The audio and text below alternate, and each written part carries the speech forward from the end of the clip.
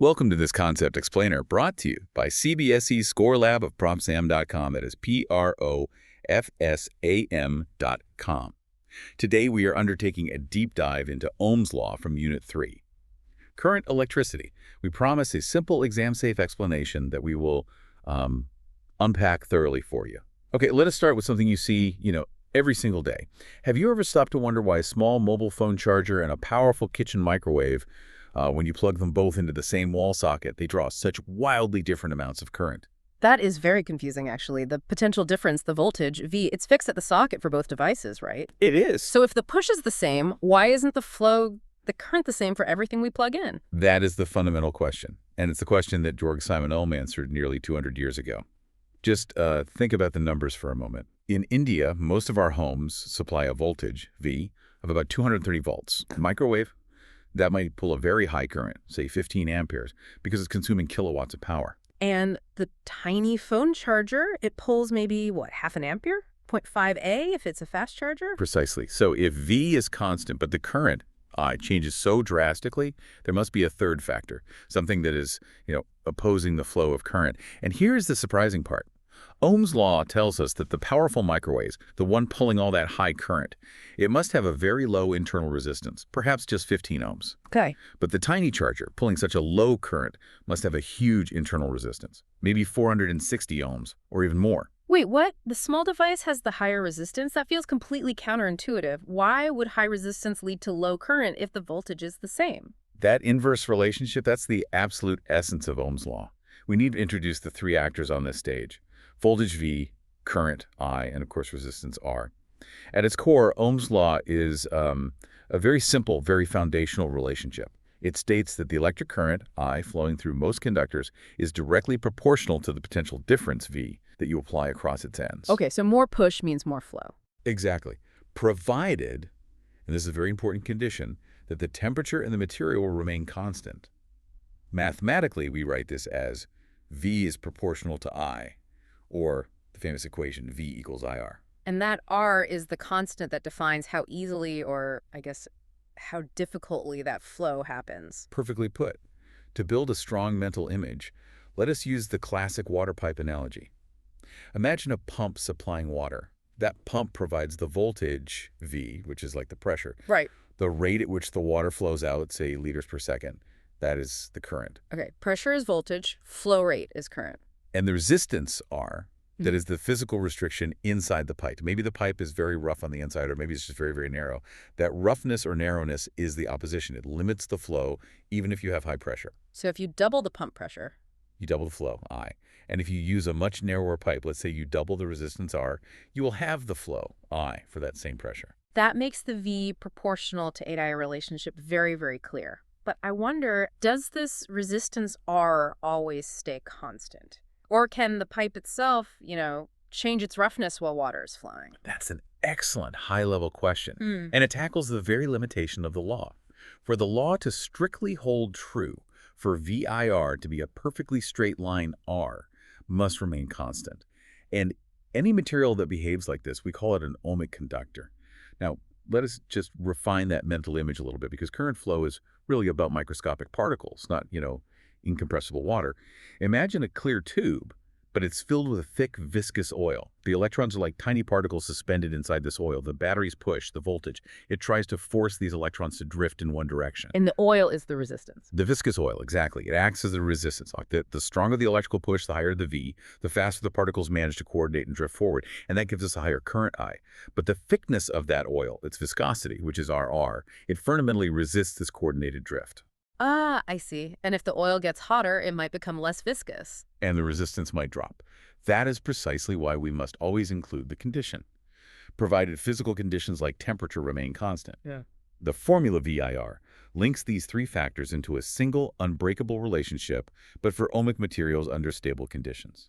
So we have established the formula VIR using the core idea and our analogies. Now let's put the textbook hat back on for a moment. It's very important to get the formal definition right for your board exams. Could you please read the exact definition that NSERT provides for Ohm's law? Certainly. NSERT states, Ohm's law. The electric current and high flowing through a substance is proportional to the voltage V across its ends, i.e. V is proportional to I, or V equals Ri, where R is the constant of proportionality called resistance. Excellent. The key phrase there is constant of proportionality.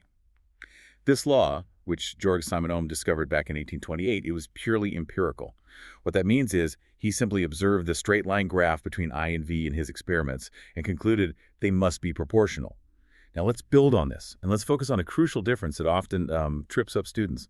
The difference between the opposition itself and the material that is causing the opposition. Oh, okay. We have resistance R, which quantifies the opposition for a specific conductor, let's say a 10-meter piece of copper wire. R depends entirely on the geometry of that conductor. Like the water pipe, it depends on the length and the thickness of that specific pipe. Exactly. We know the formula. R equals rho L by A. So if I take a longer wire, higher L, the resistance R goes up. And if I use a thicker wire, a higher AR goes down, making it easier for current to flow. Precisely. Now, compare that to resistivity. Resistivity is a fundamental property of the material itself. It's like its chemical fingerprint. It doesn't matter if you have a tiny gram of copper or a whole ton of copper. Its resistivity, rho, remains the same at a given temperature. It is independent of geometry. Ah, so that's why we choose certain materials for certain jobs. Yes. This distinction is why engineers choose materials. Right. Copper has a very low resistivity, which makes it excellent for conducting wires. But something like nichrome, which you find in toasters and geysers, has a very high resistivity. It's designed to resist and get hot. This takes us to the microscopic origin of resistance. It isn't just friction. Resistance arises from, well, violent collisions between the drifting electrons and the stationary positive ions in the metal lattice. So it's not a smooth process at all. Not at all. And resistivity, is inversely proportional to something called the relaxation time, tau. That's the average time between two of these successive collisions. So materials with a very short relaxation time, meaning collisions are happening all the time, very frequently. They have high resistivity and therefore high resistance. This is the ultimate physical reason R exists. Hope everything is clear so far.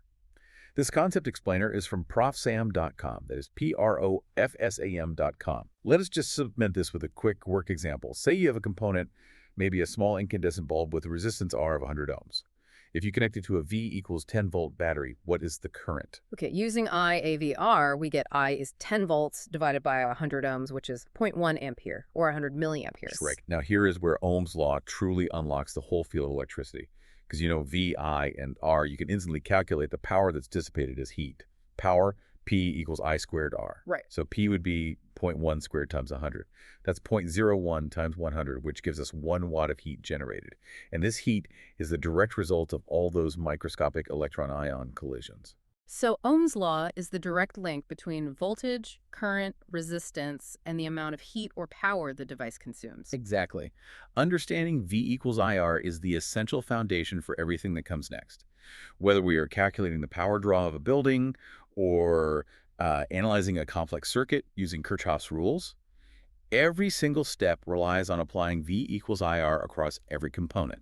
If you master this, the rest of current electricity becomes so much more manageable. Okay, now for the most important part for exams. Let us unpack the silent killers, the key misconceptions that frequently lose students marks, even if they know the formula by heart. Okay, I'm ready. Misconception number 1 is about causality. The wrong idea is that when students read VV equal R, they think V causes I. That it's a one-way street where voltage is the active driver and current is just the passive result. But if the voltage is the push, isn't it the cause? I mean, if I disconnect the battery, the current stops. That's a fair point.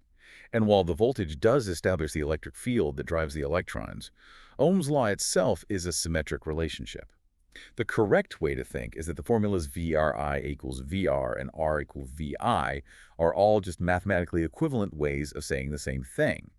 Ohm's law simply describes a proportional relationship.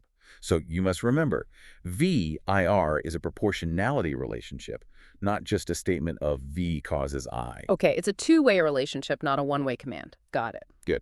Misconception 2. R equals 0. This is a very technical trap. Wrong. Students conclude that if resistance R is 0, then current I must be infinite, because I equals V divided by 0, and that sounds, catastrophic. But what about superconductors? They are real, they have zero resistance. Does that mean the current inside them is infinite? You've walked right into the trap. This is where we must remember the condition for Ohm's law. It only applies to materials where V is proportional to I, where the graph is a straight line. The correct view is that real zero-resistance materials like superconductors are non-ohmic. They do not follow that linear graph. Oh, so the law doesn't even apply to them in the first place. Precisely. For a piece of superconductor with R0, the equation VIR still holds true mathematically. But think about it. If a finite current, say 10 amperes, is flowing, then the voltage drop V across it must be 0. V equals 0 times 10A, which is 0. So the current is finite. It's limited by the power supply and the rest of the circuit. So remember, R equals 0 in a superconductor means V equals 0 across it, not infinite current. Right. R0 means VO0. That's a good way to remember it. And finally, misconception 3, the origin of resistance. Wrong. Many students have this vague idea that resistance is caused by electrons being lazy or sticky, and they just sort of glide sluggishly through the wire. So that viscous oil analogy, while helpful, could also lead to that wrong idea of just smooth friction. Exactly. The analogy has its limits. The correct understanding is that resistance is caused by violent, abrupt collisions between the high-speed drifting electrons and the lattice ions of the material. Think of tiny explosions happening constantly. Each collision stops the electron from accelerating and transfers its energy away as heat. So please remember, resistance is caused by collisions, not laziness. Collisions, not laziness. Okay, I won't forget that. Good. Now let's anchor this knowledge so you never forget it. For the formula V equals IR, remember the mnemonic, VIR. It sounds a bit like the whir or the hum of current flowing through a powerful device. VIR. VIR, nice. For a memorable phrase that captures the entire relationship, remember this sentence. Ohm's law. Double the voltage, double the current. Double the resistance, halve the current. Double the voltage, double the current, double the resistance, halve the current. That's perfect for a quick check during an exam. And finally, a physical gesture to make this stick forever. Hold your hand out flat, palm down. Now, tilt your hand downward. That's the voltage, V, increasing, the push. As you do that, let your fingers creep forward. That's the current, I, flowing. Okay, hand tilting down, fingers creeping. Now, clench your hand into a tight fist. That's resistance, R increasing. It's an obstruction. Now, try tilting your fist more, increasing V. You'll see the fist, the R, severely limits how much the fingers, I, can creep forward, despite the big tilt. The fist limits the flow. That's a really cool way to visualize it. Okay, let us summarize the 3 key takeaways that will ensure you score maximum marks on this foundational topic. First, Ohm's law, VIR.